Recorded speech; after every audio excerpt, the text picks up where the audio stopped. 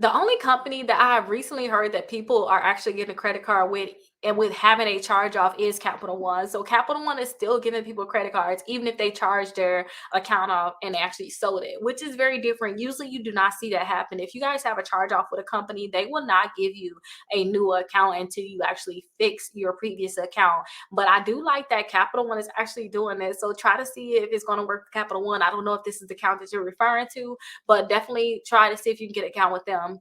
Now, if you guys have other accounts, say if you burned a company, that's like the say if you mess up a company, you didn't pay them like you needed to, then I always tell people try to see if you can get some other credit cards. Like there are so many other credit cards. Like if you go to my website, All Things Rickita, or just Rickita.com, both websites will be fine. You'll be able to see like a list of credit cards.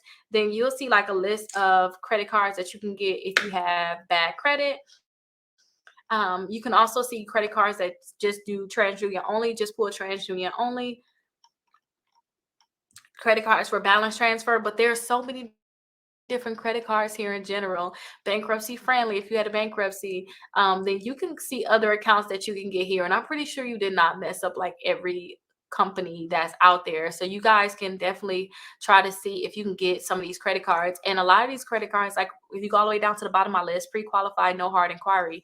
This is my website, All Things Rickita. Then you guys will see a lot of credit cards here that can pre-qualify you without a hard inquiry, which is what I always tell people to do. Try to see if you can get one of these credit cards that can pre-qualify you without a hard inquiry, because if they can, then you guys will be able to know yes or no on whether or not they can give you that credit card without you actually getting that hard inquiry. But like I said too, the only company I know right now that's actually giving out a credit card if you mess up with them is Capital One, because I've seen a lot of comments about that. But definitely check out that list of credit cards and hopefully you're able to get another credit